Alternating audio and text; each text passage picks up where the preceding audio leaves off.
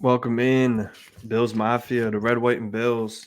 Sorry, I'm just quickly covering up my Jordan Poyer signature on my Bills flag because I don't like Dolphins players. But just going to quickly talk about the most recent transaction.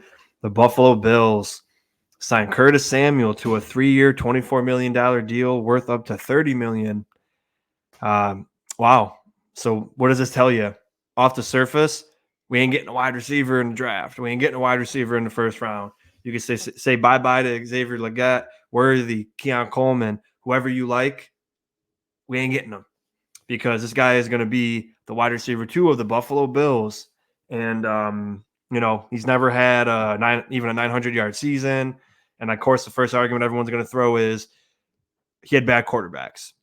Okay. But here's my argument to the whole thing.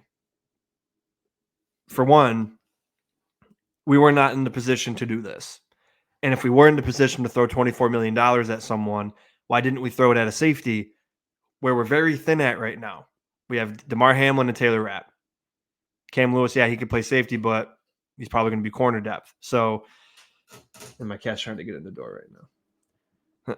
So, sorry, my cat she loves to come in here when I'm here, I guess. But, think about the future of this team. You want to sign Terrell Bernard, right? You want to sign Khalil Shakir, right? So now you're going to be allocating $30 million where you could have had it for one of them into 3 years for Curtis Samuel.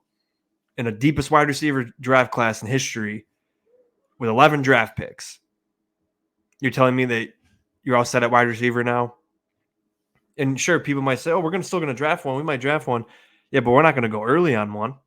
We're not going to get one of those game-changing wide receivers that everybody likes to talk about because you got Diggs. Curtis Samuel is going to be the number 2.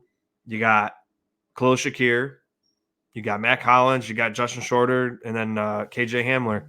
I doubt, and Andy Isabella. I highly doubt we're going to pay all this money to a wide receiver and then draft another one. And then if you do draft one, Shakir's going to be on the bench, or the guy you just paid a bunch of money to is going to be on the bench. So it's just, I don't understand the move. It's not about Curtis Samuel, the player, for me. He's a decent player. He's not, I don't hate the guy. I wish him nothing but the best in Buffalo. I'm going to be a fan. But when is Brandon Beane going to learn? Stop sending big contracts to random free agents when we're not in the position to do so. This type of money is meant for Khalil Shakir. This is meant for Terrell Bernard. So in 2 years, when we don't sign Shakir back, or we have to pick between Bernard and Shakir, what's everyone going to say then? Curtis Samuel's not going to win us a Super Bowl. That's what you got to look at too. That's not a move that's going to move the needle and give us a Super Bowl. So again, I hate the move, not because of the player. I don't know what Brandon Beane's thinking. Let's be honest, guys. People get their Homer glasses on. They're blinded by the new toys that Brandon Beane flashes in front of our eyes. We always forget that he's the one that got us in a negative $50 million in cap. He's the one that signs all these contracts that end up screwing us in the long run. He's the one that keeps pushing money down the road and kicking the can that screws over our future. And we keep ignoring it because he signs guys like Curtis Samuel.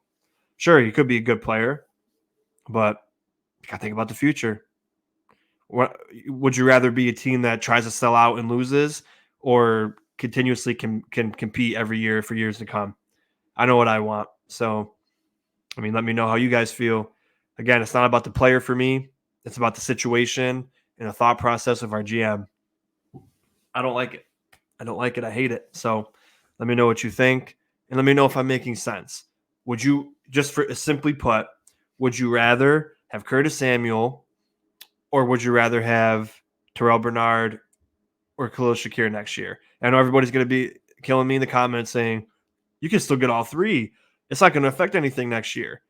Yeah, to a point, correct, absolutely. But you just have to look at it that way. That's $30 million extra of a it's not all in 1 year, of course, but it's $30 million that could have been allocated to a different resource, a homegrown talent, a guy like Shakir, a guy like Bernard. So now you're going to have to find it somewhere else. So that's all I got. Nice and quick. Go ahead and kill me in the comments. That's fine, because I'm always standing 10 toes down on the takes I got. So let's talk about it. See you in the next one.